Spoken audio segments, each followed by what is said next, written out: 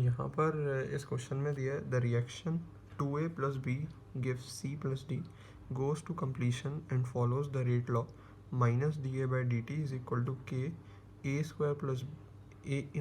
a² b.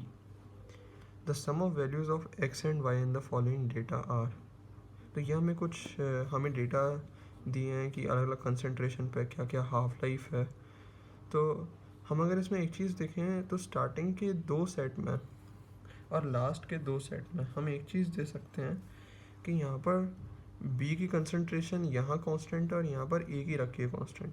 और एक और चीज़ ये है कि A की कंसंट्रेशन B के कंपैरिजन में काफ़ी ज़्यादा है, तो 300 के सामने 4 नेग्लिजिबल टाइप का है। तो इससे एक चीज़ पता चलती है कि जब इन दोनों का रिएक्शन होगा तो A की क्वांटिटी ज़्यादा होने की वजह से A के थोड़े से भी चेंज से रिएक्शन के रेट पर कोई फ़र्क नहीं पड़ेगा। इसीलिए यहाँ जो रेट का ऑर्डर होगा, रेट का ऑर्डर सिर्फ B के रिस्पेक्ट में होगा, A का कोई यूज़ नहीं होगा। तो ये स्यूडो फर्स्ट ऑर्डर टाइप की रिएक्शन है। हालांकि यहाँ पर थर्ड ऑर्डर रिएक्शन हमें दिख रही है, लेकिन इस कंडीशंस के लिए, इन डेटा पॉइंट्स के लिए ये स्यूडो फर्स्ट ऑर्डर रिएक्शन है। A के थोड़े से भी चेंज से रेट पे कोई फ़र्क नहीं पड़ेगा। तो अभी इसे सॉल्व करके देखते हैं। तो क्वेश्चन नंबर 11 में हम अगर देखें तो स्टार्टिंग के जो सेट 1 और सेट 2 हैं, इनके लिए जो रेट होगा k डैश टाइम्स b, क्योंकि A की जो कंसंट्रेशन है वो ग्रेटर देन B की इनिशियल कंसंट्रेशन है।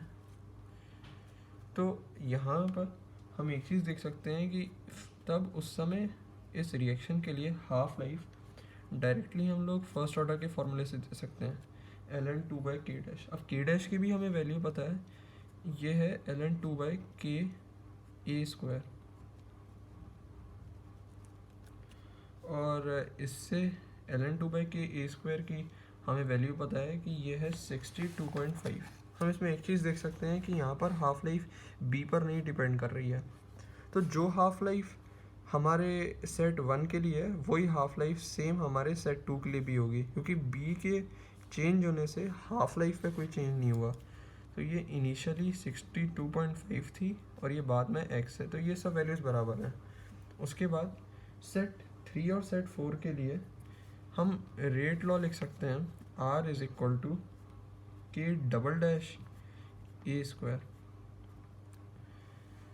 यहाँ मैंने a² इसलिए लिखा है कि यहाँ पर B की कंसंट्रेशन ज़्यादा थी, तो B की ज़्यादा कंसंट्रेशन की वजह से A पे कोई ऐसा बड़ा चेंज नहीं आएगा, टोटल रिएक्शन के रेट पे कोई ऐसा बड़ा चेंज नहीं आएगा। तो A की ज़रा सी कंसंट्रेशन से भी रेट बदल सकता है, लेकिन B से कोई फ़र्क नहीं पड़ेगा।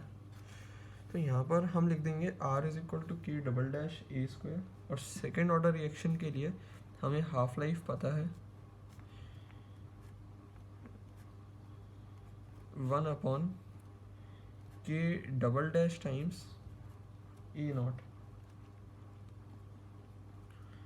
तो अब हम यहाँ पे k डबल डैश की वैल्यू रख सकते हैं k टाइम्स b0 a0। अब यहाँ पर हम अगर एक चीज़ देखें तो यहाँ पर A की कंसंट्रेशन सेट 4 में सेट A की डबल हो गई है। A की कंसंट्रेशन सेट 3 में जो 5 थी अब सेट 4 में डबल हो गई है। तो इसका मतलब ये है कि इसके डबल होने से जो हमारी हाफ लाइफ है वो हाफ हो जाएगी। तो इसकी हम वैल्यू डायरेक्टली लिख सकते हैं 625/2। तो इससे जो वैल्यू आएगी वो है 312.5। ये हमारी y की वैल्यू है।